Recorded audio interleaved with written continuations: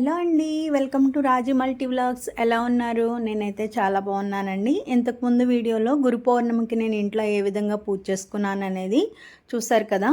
చూడలేదా? చూడని వాళ్ళు ఎవరన్నా ఉంటే ఈ వీడియోలో డిస్క్రిప్షన్లో లింక్ ఇస్తాను, తప్పకుండా వాచ్ చేయండి.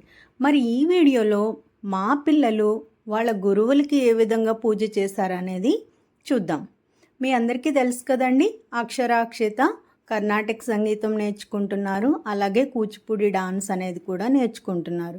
సో ముందుగా వాళ్ళ గురువు శ్రీదేవి గారు డాన్స్ టీచర్కి ఏ విధంగా పూజ చేశారు, ఆ తర్వాత వాళ్ళ సంగీతం గురువు గారు శ్రీ ద్వారం త్యాగరాజు గారికి ఏ విధంగా పూజ చేశారు అనేది చూద్దాం. వీడియోలోకి వెళ్ళే ముందుగా అసలు మనం గురు పౌర్ణమి అంటే ఏంటో తెలుసుకుందామండి. గురు పౌర్ణమినే వ్యాస పౌర్ణమి అని కూడా అంటారు. వ్యాస పౌర్ణమి అని ఎందుకంటారు అంటే, మన జీవితాలకి మార్గదర్శకాలైన వేదాలను రచించిన వ్యాస మహర్షి జన్మదినం కాబట్టి వ్యాస పౌర్ణమి అని కూడా పిలుస్తారండి. మన పురాణాలకు ఇతిహాసాలకు రిఫరెన్స్ అయిన వేదాలు ఉన్నాయి కదండి, 4 వేదాలు: ఋగ్వేదం, యజుర్వేదం, సామవేదం, అథర్వణ వేదం. ఈ వేదాలను రచించిన మహర్షే వ్యాస మహర్షి.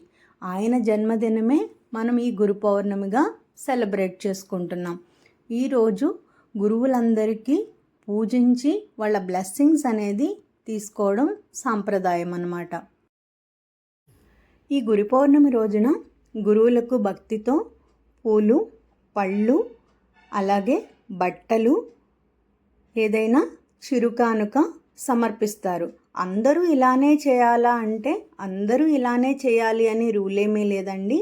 ఎవరు తాహతుకు తగినట్లుగా, అంటే ఎవరు ఎలా చేసుకోగలరో ఆ విధంగా చేసుకోవచ్చు అన్నమాట. సో ముందుగా అయితే ఇక్కడ శ్రీదేవి గారికి డాన్స్ టీచర్ కదా, ఆవిడికి ఆసనం వేసి, అంటే చైర్ వేసి కూర్చోబెట్టి బొట్టు అనేది పెట్టారనమాట. ఆ తర్వాత కాళ్ళు కడిగి తుడిచి కాళ్ళకి పసుపు అనేది రాస్తున్నారు. ఇది భక్తితో చేసేది.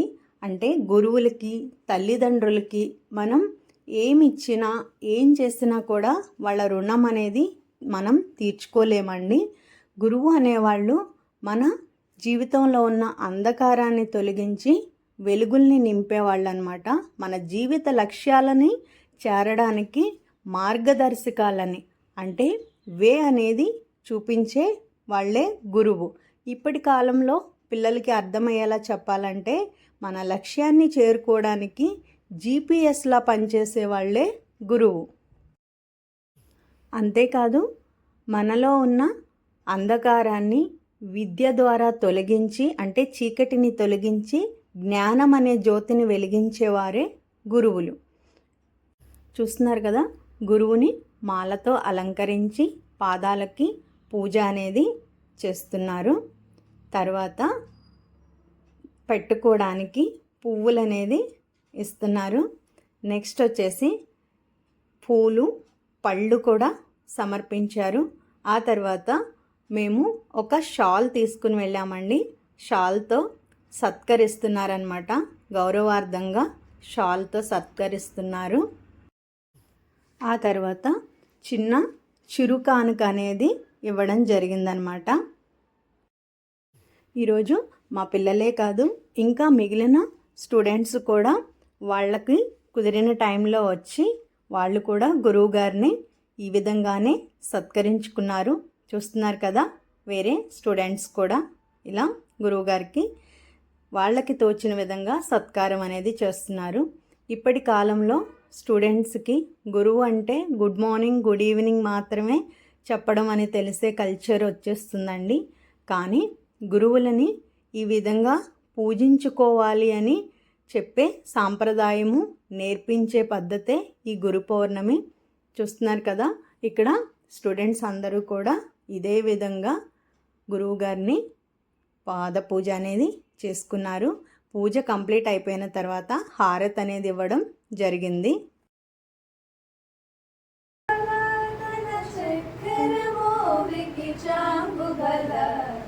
చక్కని తల్లికి చాంగు బల, తన చక్కెర మోవికి చాంగు బల.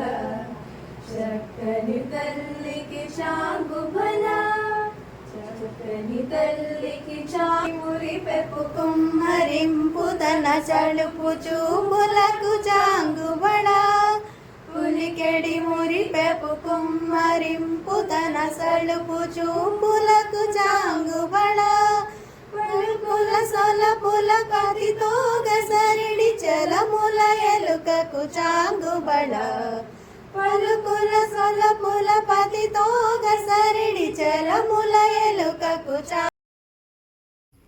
ఈ విధంగా కూచిపూడి డాన్స్ నేర్పించే గురువుగారికి పూజ చేయడం జరిగింది. ఆ తర్వాత సంగీతం నేర్పించే గురువుగారికి కూడా ఇదే విధంగా పూజ అనేది చేయడం జరిగింది. మేము చదువుకునేటప్పుడు మా స్కూల్లో గోడల మీద తల్లిదండ్రులను గౌరవించండి, గురువులను పూజించండి అని రాసేవాళ్ళండి. అప్పటి కాలంలో విద్యార్థులు తప్పకుండా వాటిని పాటించేవాళ్ళు. ఇప్పుడున్న జనరేషన్లో స్టూడెంట్స్కి అవి తెలియట్లేదు. వీలైతే పేరెంట్స్గా మనం తప్పకుండా గురువులను పూజించే సాంప్రదాయాన్ని వాళ్ళకి నేర్పించాలి. గురువు అనేవాళ్ళు లేకపోతే మనం జీవితంలో గమ్యస్థానాన్ని చేరలేము. మన గమ్యస్థానాన్ని చేరడానికి ఎంతో హెల్ప్ చేసి మనకి మార్గదర్శకాలను నిర్దేశించేవారే గురువు అన్నమాట. గురువులకు ఏమి ఇచ్చినా కూడా తక్కువే అండి. ఎంత చేసినా కూడా విద్య నేర్పిన గురువులకు మనం రుణం అనేది తీర్చుకోలేము. వాళ్ళు నేర్పే విద్యతోనే మనం జీవితంలో ముందుకి వెళ్ళడానికి ఎంతో ఉపయోగపడుతుంది. మన దగ్గర ఎంత డబ్బున్నా ఖర్చు అయిపోతుంది, కానీ విద్య అనేది ఎంత ఉన్నా సరే, ఎంత ఖర్చు పెట్టినా అది విద్య అనేది పెరుగుతుందే కానీ తరగదు. అలాగే డబ్బు అనేది మనకు దొంగతనం చేయడానికి ఆస్కారం ఉంది, కానీ మన విద్యని, మనలో ఉన్న ఆ జ్ఞానాన్ని ఎవ్వరూ కూడా దొంగిలించలేరు. అలాంటి విద్యను మనకు నేర్పించే గురువులను తప్పకుండా పూజించాలి, గౌరవించాలి.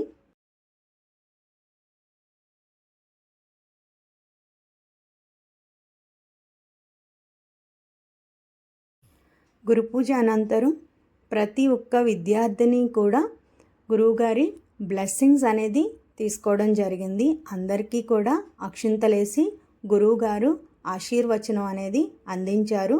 చూడండి ఇక్కడ మీరు. పేరు పేరున కుటుంబంలో ప్రతి ఒక్కరికి కూడా ఆయురారోగ్య ఐశ్వర్యాలను, సర్వతోముఖాభివృద్ధిని, విజయాన్ని అనుగ్రహించాలని స్వామివారికి వారి మంగళాశాసనాలు మీపైన మనందరిపైన కూడా రక్షించాలని ప్రార్థిస్తున్నాను. సర్వేజన సుఖము.